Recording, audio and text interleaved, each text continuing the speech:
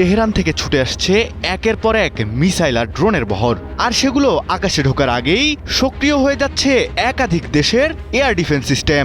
Radar ধরা পড়ছে লক্ষ্যবস্তু, আকাশে ছুটছে ইন্টারসেপ্টর।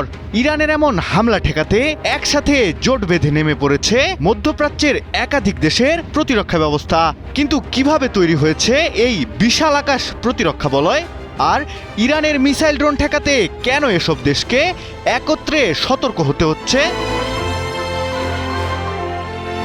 সাম্প্রতিক কাতার ভিত্তিক সংবাদ মাধ্যম আল জাজিরা এমন সব তথ্য দিয়ে একটি বিশেষ প্রতিবেদন প্রকাশ করে। এতে ইরানের নতুন দফার হামলার পর বাহরাইন, কুয়েত, ওমান, কাতার, সংযুক্ত আরব আমিরাত ও জর্ডানের বিমান প্রতিরক্ষা ব্যবস্থাকে সক্রিয় করা হয়েছিল। এসব দেশের আকাশ দিয়ে ইরানের মিসাইল আর ড্রোন যাওয়ার পাশাপাশি বেশ কয়েকটি দেশের ভূখণ্ডে হামলা ও ধ্বংসাবশেষ পড়ার ঘটনাও ঘটেছে।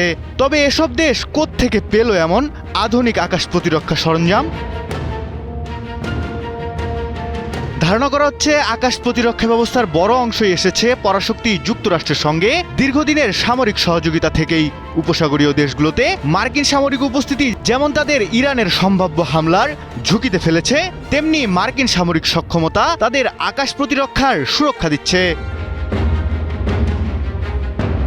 এমন টালমাটাল পরিস্থিতিতে সবচেয়ে বড় চ্যালেঞ্জ কি শুধু মিসাইলের সংখ্যা? ঠিক তা নয়, সামনে এসেছে খরচের হিসাবও। পারস্যের সিংহ ইরান তো তুলনামূলক কম খরচে ড্রোন ব্যবহার করতে পারে, আর সেগুলো ঠেকাতেই অনেক বেশি দামের ইন্টারসেপ্টর ব্যবহার করতে হয় পরাশক্তি দেশগুলোকে।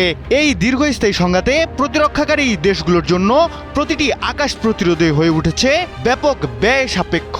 তবে তুলনামূলক সস্তা সামরিক সরঞ্জামের বিপরীতে পরাশক্তি দেশগুলোর ব্যয়বহুল ইন্টারসেপ্টর ব্যবহারের ফলে এখন চাপে পরাশক্তি দেশগুলো। এমন সব তথ্য উঠে আসে আল জাজিরার ওই বিশেষ প্রতিবেদনে।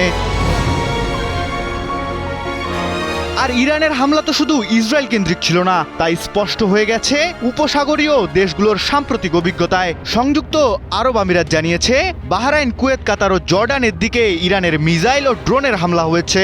দেশগুলো এসব হামলার নিন্দাও জানিয়েছে। তবে মধ্যপ্রাচ্যে পরাশক্তি দেশের সামরিক ঘাঁটি থাকায় ইরানের লক্ষ্যবস্তু হয় মধ্যপ্রাচ্যের দেশগুলো।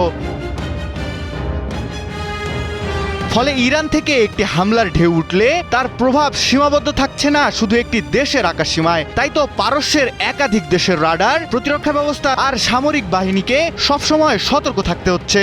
আর এ কারণেই মধ্যপ্রাচ্যের আকাশ এখন পরিণত হয়েছে বহুস্তরীয় প্রতিরক্ষা ব্যবস্থার এক বিশাল পরীক্ষাগারে। তবে প্রশ্ন থেকেই যাচ্ছে, ইরানের মিসাইল আর ড্রোনের এমন হামলা যদি দীর্ঘস্থায়ী হয়, তাহলে এই ব্যয়বহুল আকাশ প্রতিরক্ষা ব্যবস্থা কতদিন সেই চাপ সামলাতে পারবে? আর সেই উত্তর হয়তো নির্ধারণ করবে মধ্যপ্রাচ্যের পরবর্তী আকাশ যুদ্ধে।